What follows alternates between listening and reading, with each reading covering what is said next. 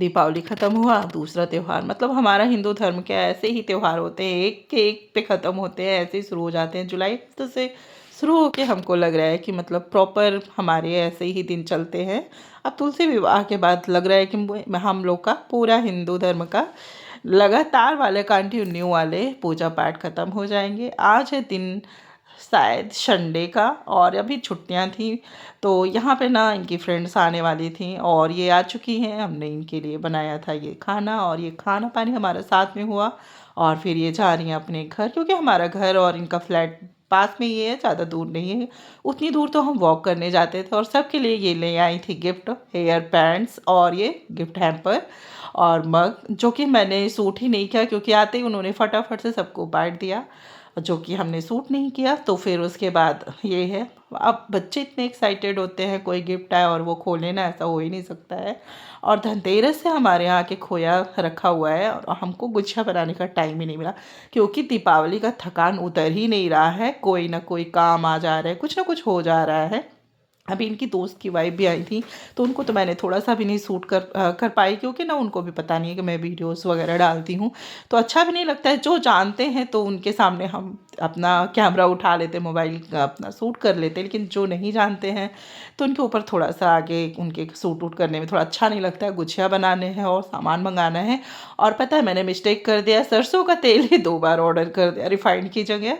तो फिर मैंने हस्बैंड से दूसरा तेल मंगवाया, जितना तेल था उतने तेल से पहले मैंने गुजिया बनाई, और थोड़े बहुत सामान ख़त्म थे तो मैंने फ़्लिपकार्ट से तुरंत ही ऑर्डर लगा दिया, क्योंकि 9 रुपये में था। प्याज हुआ जो ऑफ़र वाले होते हैं उनको मैंने ऑर्डर कर दिया, लेकिन एक एक ही मैंने किया। होता है ना कभी कभी आपको अफड़ा तफड़ी में काम आपका उल्टा ही हो जाता है। मेरे साथ तो अक्सर हो जाता है, अगर मैं जल्दबाजी में कोई काम करती हूँ तो कुछ ना कुछ मेरे साथ मिस्टेक हो ही जाता है। खैर कोई नहीं। और यहाँ पे ना जितना मैं हड़बड़ी में और थकान में अपना काम करी हूँ, उतना ही टेस्टी ये गुजिया बनी है। और होता है ना, हम लोग क्या करते हैं, वही होली के टाइम पे ज़्यादातर मोस्टली गुजिया बनती है, तो ऐसे मन भी नहीं करता है। और इस साल की तो मेरी ये फर्स्ट क्या थर्ड गुजिया है, क्योंकि मैं गांव से लेके नहीं आ पाई थी, और फिर उसके बाद यहाँ पे आके बनाई। फिर अब ये तीसरी गुजिया बनी, और कोई मीठा बने, भगवान को भोग ना लगे, ऐसा तो हो ही नहीं सकता है। तो एक बैच मैंने जो बनाया ना, उसको मैं फटाफट से भगवान को भोग लगा दी, क्योंकि ना बच्चे जूठा कर देते हैं। जो इनके घर में बच्चे होते हैं ना, तो आपको पता ही है सामान को कितना केयरफुली बनाना पड़ता है, कितना टोकना पड़ता है। तो मेरे यहाँ तो भाई ऐसे ही है, क्योंकि छोटे बच्चे हैं तो उनसे बचाना तो बहुत मुश्किल होता है। तो फिर मैं बना के भगवान को भोग लगा दी, और उसके बाद बच्चों को दे दी, सबने अपना खाया। और उसके बाद मैं ज़्यादा तो नहीं बनाई थी, क्योंकि खोया तो था समथिंग 1 kg के था, लेकिन सब खा गए चीनी में गर्म कर करके। तो जो बचा मैंने वही बनाया। भोग लगाने के बाद जो और बचे थे आइटम, तेल फिर से आया, फिर से उसको मैंने और बनाया। जितना था आधा किलो का मैंने ही बनाया था। और जो खोया ख़त्म हो गया तो उसके बाद मैंने ये थोड़े से नमक पारे बना लिए, क्योंकि ना आप जब भी गुझिया बनाते हो तो ये चीज़ें बनना कंपलसरी हो जाता है, क्योंकि हमारा खोया मसाला जब ख़त्म हो जाता है तो हम लोग ये बना लेते हैं।